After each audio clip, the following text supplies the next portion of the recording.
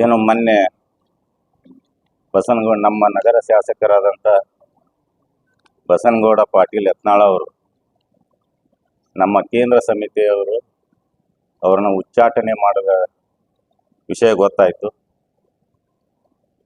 ನಮ್ಮ ರಾಜ್ಯ ನಾಯಕರು ಹಾಗೂ ಕೇಂದ್ರ ನಾಯಕರಿಗೆ ಬಹಳ ಲೇಟ್ ಮಾಡಿ ಆದ್ರೂ ಒಂದು ಒಳ್ಳೆ ನಿರ್ಧಾರ ತೊಂದರು ಅಂತೇಳಿ ನಮಗೆ ಕಾರ್ಯಕರ್ತರಿಗೆ ಏನು ಗೊಂದಲ ಇತ್ತಲ್ಲ ಅದು ನಿವಾರಣೆ ಆಯಿತು. ಎಲ್ಲ ನಮ್ಮ ನಾಯಕರಿಗೆ ಮೊದಲಾಗಿ ಅವರಿಗೆ ಅಭಿನಂದನೆಗಳನ್ನು ಸಲ್ಲಿಸ್ತೇನೆ. ಬಸನಗೌಡ ಪಾಟೀಲ್ ಯತ್ನಾಳ್ ಅವರು ಇವತ್ತು ಅವರ ಬೆಂಬಲಿಗರು ಏನು ಪ್ರತಿಭಟನೆಯನ್ನು ಮಾಡ್ತಾ ಇದ್ದಾರೆ, ಅವರು ಏನು ಇವತ್ತು ನಾವು ನೋಡ್ತಾ ಇದ್ದೇವೆ, ಸುಮಾರು 2 ವರ್ಷದಿಂದ ಪಕ್ಷದ ನಮ್ಮ ಭಾರತೀಯ ಜನತಾ ಪಕ್ಷ ಒಂದು ಶಿಸ್ತಿನ ಪಕ್ಷ. ಯಾವ ರೀತಿ ಶಿಸ್ತನ್ನು ಮೈಗೂಡಿಸಿ ಬಂದಿತ್ತು ಅನ್ನೋದು ಇಡೀ ನಮ್ಮ ದೇಶದಲ್ಲೇ ಗೊತ್ತು. ಎಲ್ಲ ಪಕ್ಷದಲ್ಲಿರುವಂಥ ಇವನೇ ಬೇರೆ, ನಮ್ಮ ಭಾರತೀಯ ಜನತಾ ಪಕ್ಷದ ಇರುವಂಥದ್ದು ಒಂದು ಶಿಸ್ತಿನ ಪಕ್ಷ. ನಮ್ಮ ಕೇಂದ್ರ ನಾಯಕರು ಕೂಡ ಅವರಿಗೆ ಸಾಕಷ್ಟು ಅವಕಾಶಗಳನ್ನು ಕೊಟ್ಟರು. 2 ವರ್ಷದಿಂದ ಅವಕಾಶಗಳನ್ನು ಕೊಟ್ಟರು ಅವರಿಗೆ ಸುಧಾರಿಸ್ಕೋಬೇಕು ಅಂತೇಳಿ. ಆದ್ರೆ ಬಸನಗೌಡ ಪಾಟೀಲ್ ಯತ್ನಾಳ್ ಅವರು ಸುಧಾರಿಸ್ಕೊಳ್ಳಿಲ್ಲ. ಈಗ ಅವರು ಬೆಂಬಲಿಗರು ಕೂಡ ಅವರು ಸಲಹೆಗಳನ್ನು ಕೊಡಬೇಕಾಗಿತ್ತು ಈ ಹಿಂದೆನೆ. ಅಲ್ಲ, ನಾವು ಹಿಂದುತ್ವ ಮತ್ತು BJP ಕಟ್ಟ BJPಗಳು ಕಟ್ಟ ಹಿಂದುತ್ವವಾದಿಗಳು ನಾವು ಅಂತೇಳಿ ಇವತ್ತು ಮೀಡಿಯಾ ಮುಂದೆ ಏನು ಹೇಳ್ಕೊಳ್ತಾ ಇದ್ದಾರಲ್ಲ, ಅವರು ಬಸನಗೌಡ ಪಾಟೀಲ್ ಅವರಿಗೆ ಸಲಹೆಗಳನ್ನು ಕೊಡಬೇಕಾಗಿತ್ತು. ನಮ್ಮ ಪಕ್ಷ ಹಿಂದುತ್ವದ ಆಧಾರ ಮೇಲೆ ಬಂದಿದೆ ಮತ್ತು ಹಿಂದುತ್ವದ ಇದ್ರ ಮೇಲೆ ಬಂದಿದೆ. ನಮ್ಮ ಬಸನಗೌಡರಿಗೆ ಹಿಂದೂ ಫೈರ್ ಬ್ರ್ಯಾಂಡ್ ಮತ್ತು ಹಿಂದೂ ಹುಲಿ ಅಂತ ಏನು ಹೇಳ್ಕೊಳ್ತಾ ಇದ್ದಾರಲ್ಲ, ಅವರು ಸಲಹೆ ಕೊಡಬೇಕಾಗಿತ್ತು.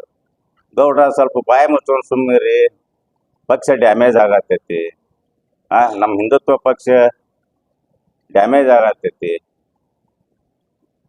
ನಮ್ಮ ಎಲ್ಲ ಸಂಘಟನೆಗಳು ಇದು ಆಗತ್ತವ, ಅದಕ್ಕೆ ದಯಮಾಡಿ ತಾವು ಬಾಯಿ ಮುಚ್ಕೊಂಡಿದ್ರೆ ನಮ್ಮ ಪಕ್ಷನೂ ಬಲಿಷ್ಠ ಆಗ್ತೈತಿ, ಹಿಂದುತ್ವನೂ ದೇಶದಾಗ ಒಂದು ಕರ್ನಾಟಕ ರಾಜ್ಯದಲ್ಲಿ ನಾವು ಹಿಂದುತ್ವದ ಇದ್ರ ಮ್ಯಾಗ ಹೋಗಕ್ಕೆ ಅನುಕೂಲ ಆಗ್ತೈತಿ ಅಂತ ಅವ್ರ ಸಲಹೆಗಳನ್ನು ಕೊಡಬೇಕಾಗಿತ್ತು. ಏನೀಗ ಪ್ರತಿಭಟನೆ ಮಾಡ್ತಾ ಇದ್ದಾರೆ, ಪಕ್ಷದ ಬಗ್ಗೆ ಹಿಂದುತ್ವದ ಬಗ್ಗೆ ಕಾಳಜಿ ಇದ್ದಂಥವ್ರು ಇದ್ದರೆ ಅವ್ರ ಸಲಹೆಗಳನ್ನು ಕೊಡ್ತಿದ್ರು. ಮತ್ತು ಇವ್ರು ಬಸನಗೌಡರಿಗೆ ಅದರ ಬಗ್ಗೆ ಇದು ಇಲ್ಲ. ಹಿಂದುತ್ವ ಬರೀ ಬಾಯಲ್ಲಿ ಹೇಳ್ತಾರೆ ಅವರು. ಹಿಂದುತ್ವ ಬಗ್ಗೆ ಭಾರತೀಯ ಜನತಾ ಪಕ್ಷದ ಬಗ್ಗೆ ಅವ್ರಿಗೆ ಅಷ್ಟೊಂದು ಗೌರವ ಇತ್ತಂದ್ರೆ ನಮ್ಮ ನಾಯಕರಿಗೂ ಕೂಡ ಅಷ್ಟೇ ಗೌರವ ಕೊಡ್ತಿದ್ರು, ಪಕ್ಷಕ್ಕೂ ಅಷ್ಟೇ ಗೌರವ ಕೊಡ್ತಿದ್ರು ಮತ್ತು ಅಷ್ಟೇ ಗೌರವದಿಂದ ನಡ್ಕೊಳ್ತಿದ್ರು. ಮತ್ತು ಕೇಂದ್ರ ಸಚಿವರನ್ನಾಗಿ ಮಾಡಿದೆ, ಶಾಸಕರನ್ನಾಗಿ 3 ಸಲ ಆಯ್ಕೆ ಮಾಡಿದೆ.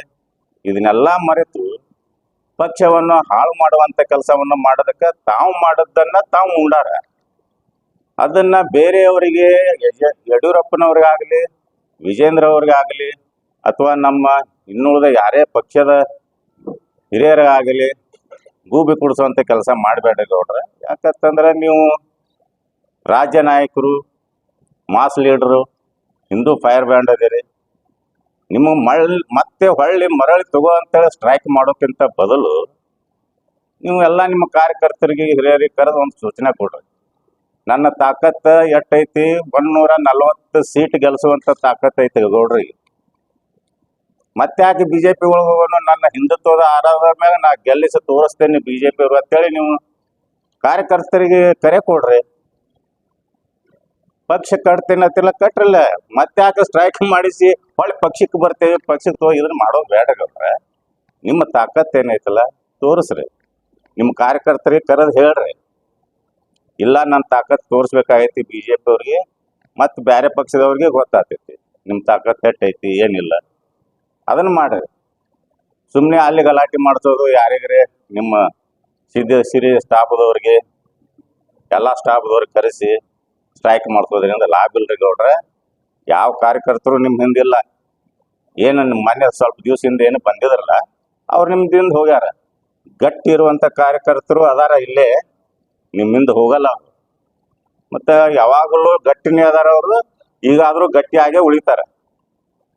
ಮತ್ತು ಪಕ್ಷ ಇವರಿಂದ ಯಾವುದೇ ರೀತಿಗೆ ತೊಂದರೆ ಆಗ್ತೈತೆ ಅನ್ನೋದು ಏನು ಕಲ್ಪನೆ ಐತಲ್ಲ, ಅದು ಯಾವುದೇ ರೀತಿಯಿಂದ ಕಲ್ಪನೆಯನ್ನು ತಾವು ತಲೆಯಾಗಿ ಇಟ್ಕೊಳಕ್ಕೆ ಹೋಗ್ಬೇಡ್ರಿ. ಹಿಂದೆ ಕೂಡ ಬಸವನಗೌಡ ಪಾಟೀಲ್ ಅವರು ನಮ್ಮ ಪಕ್ಷದಾಗ ಇಲ್ಲಾರ್ದಾಗೆ ನಮ್ಮ ಜಿಲ್ಲಾದಾಗ 5 ಸೀಟ್ಗಳು ಇದ್ದವು, ಶಾಸಕರಿದ್ರು, 5 ಮಂದಿ ಶಾಸಕರಿದ್ರು.